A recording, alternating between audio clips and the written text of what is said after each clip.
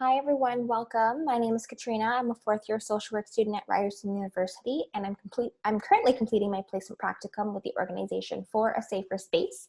And today we'll be talking about mental reframing. So let's begin by talking about what is mental reframing. Mental reframing is also known as cognitive reframing and involves taking an emotion or a stressor and changing the way you think about it. It is often a technique used in therapy to help folks look at things from a different perspective. This technique can be used in a number of different therapies that include family therapy and individual therapy, but it's not limited to just the two. So I've put together 3 different examples that we can walk through. We'll start with the first one here. So example number 1, you're waiting for the bus to get you to work for a very important work meeting. However, there's a lot of traffic and the bus is significantly delayed. You might be thinking, wow, this sucks. Now I'm definitely going to be late. Could this day get any worse? Instead, using mental reframing, you could say, well, the traffic is out of my control. I'm going to let my boss know that I'll be in as soon as I can. The important thing is that I will still get to work and can still have a productive day. Example number 2. Imagine you're a parent and just received a call from your child's math teacher that they failed a test. You could be thinking, my child is always playing video games and never studies. No wonder why they're failing in school. Instead, you could reframe the way you think about it. What could I do to better support my child so that they can do well in school? And lastly, example number 3, you and a friend are texting back and forth. You make a comment and then your friend stops responding for a while. You could be thinking that what you just said offended them or that they're mad at you. Instead, you remember that your friend said that they had quite a lot on their plate this weekend. I don't think my friend is actually mad at me. If they were, they'd tell me. They said they were having a hectic week. I'll give them some time to do what they're doing and just be here when they get back. So now it's your turn. Implementing mental reframing into your life is something that takes practice.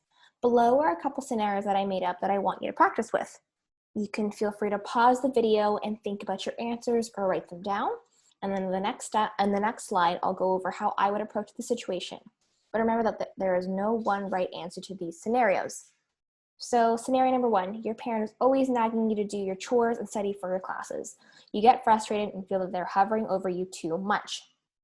Scenario number 2, you're running late for class and you've almost arrived when you realize that you left your assignment that's worth 40% of your grade at home. You feel like the world is against you today and that nothing is going your way. I forgot to mention that you do actually go back home to go grab that assignment. And now scenario number 3, you've been practicing a dance routine for months and you just can't get it quite right. The performance is this weekend and you feel as though you failed and feel defeated. So again, feel free to pause, do one or do all or do however many of these scenarios as you would like. Either mentally jot down, how you would reframe your mindset in the situation or write it down.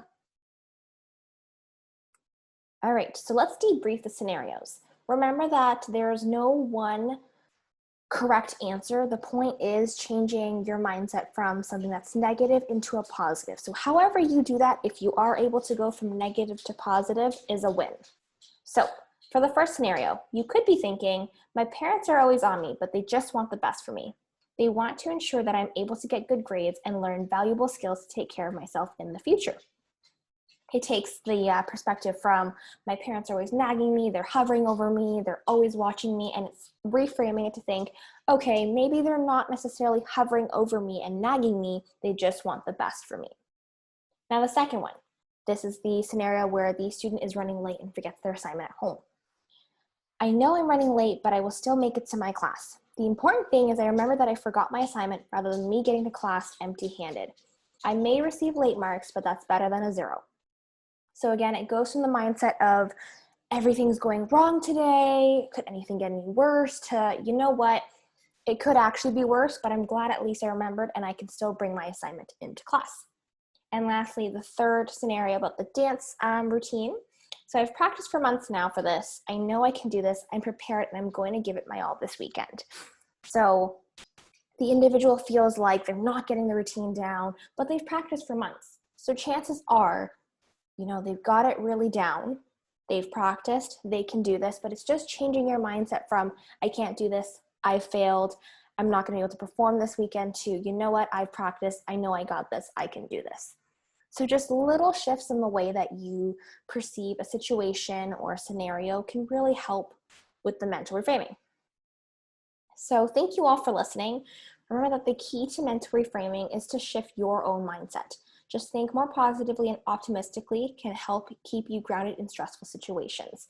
I know that it's not always realistic to be super positive and super optimistic, and sometimes it doesn't always happen that way, but shifting the way that you think about a scenario from negative to positive changes how you approach that situation.